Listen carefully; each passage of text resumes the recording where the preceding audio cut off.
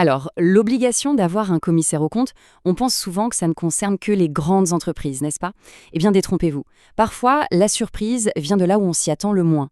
Pas de la taille d'une seule société, non, mais de celle de l'ensemble du groupe.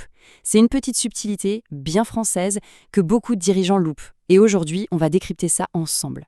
On se dit souvent, mon entreprise, toute seule, est bien trop petite pour avoir besoin d'un audit légal. Et franchement, ça se tient, c'est logique. La plupart du temps, on s'arrête là. Mais est-ce que c'est vraiment toute l'histoire? Et c'est là que tout bascule. Le vrai changement, il vient de la loi Pacte. Depuis, la perspective n'est plus la même. Il ne faut plus regarder une société de manière isolée, mais bien l'ensemble, le groupe qu'elle forme avec ses filiales. Et c'est précisément là que la fameuse surprise peut arriver. Bon, entrons dans le vif du sujet. Pour bien comprendre de quoi on parle, il y a une notion qu'il faut absolument maîtriser, celle de petit groupe. Honnêtement, c'est la clé de tout. Alors, un petit groupe, c'est quoi au juste? Imaginez une société mère, la tête de groupe, avec les entreprises qu'elle contrôle. On l'appelle petit groupe parce que, attention, il n'est pas assez gros pour être obligé de faire ce qu'on appelle la consolidation des comptes. Ça, c'est pour les très très gros. Mais, et c'est là toute la subtilité, il est juste assez grand pour déclencher une autre obligation, celle de nommer un commissaire aux comptes. Et la règle du jeu, elle est super importante à comprendre. Il ne s'agit pas de dépasser les 3 seuils qu'on va voir tout de suite, non, non. Il suffit d'en cocher 2 sur les 3. Et hop, l'obligation est là. C'est la règle des 2 sur 3. Alors quels sont ces fameux seuils? Et bien sûr, on les calcule en additionnant les chiffres de tout le monde, de toutes les entités du groupe. Alors, premier seuil, c'est l'effectif. On parle d'une moyenne de 50 salariés sur l'ensemble du groupe.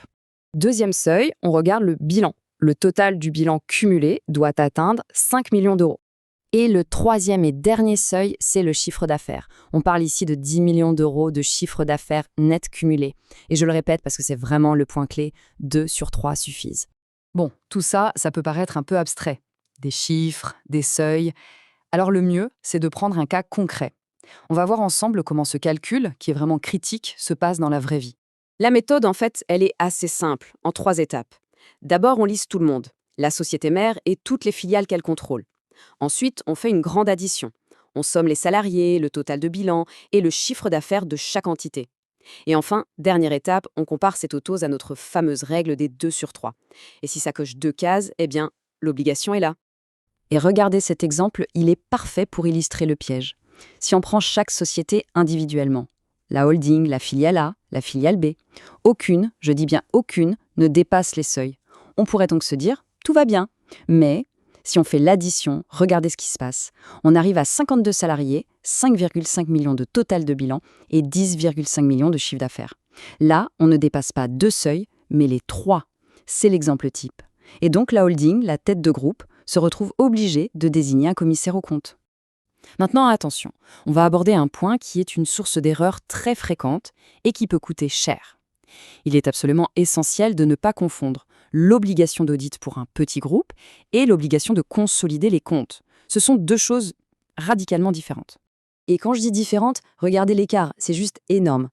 Pour notre audit de petit groupe, on parle de 50 salariés, 5 millions de bilan, 10 millions de chiffre d'affaires. Pour l'obligation de consolidation, on change complètement de dimension. 250 salariés, 30 millions de bilan, 60 millions de chiffre d'affaires. On ne joue clairement pas dans la même cour. Ce sont vraiment 2 obligations qui n'ont rien à voir. Ok, donc une fois qu'on a identifié qu'on est un petit groupe, il y a quelques règles spécifiques à connaître. D'abord, c'est à la société mère, la tête de groupe, de nommer le commissaire aux comptes. Point intéressant, le secret professionnel entre les commissaires des différentes sociétés du groupe est levé. Ça permet une bien meilleure coordination, ce qui est logique. Et enfin, il y a une petite souplesse. On peut opter pour un mandat plus court, le mandat ALP, de 3 ans, au lieu des 6 ans habituels. C'est bon à savoir. Mais ce n'est pas fini. L'histoire ne s'arrête pas à la société mère. L'obligation peut, en quelque sorte, descendre en cascade. C'est un véritable effet domino qui peut toucher les filiales elles-mêmes. Et ça nous amène à une autre notion super importante, la filiale significative.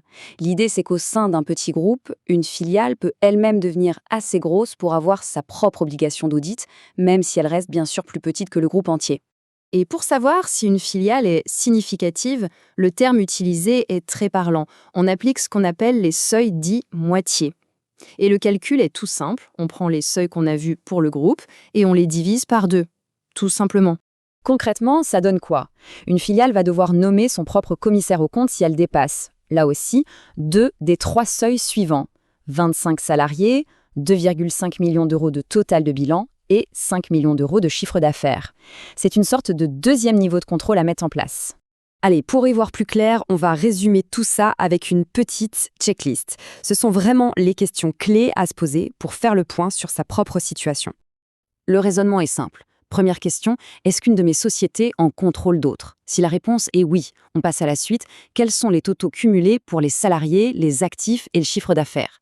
Troisième question, est-ce que ce total dépasse 2 des 3 grands seuils qu'on a vus, 50 salariés et 5 millions de bilan, 10 millions de CA? Et enfin, dernière vérification, est-ce qu'une de mes filiales, individuellement, dépasse les seuils moitié? Avec ces 4 questions, on a une vision très claire et on sait tout de suite où on en est. La vraie question à se poser au final, c'est celle-ci.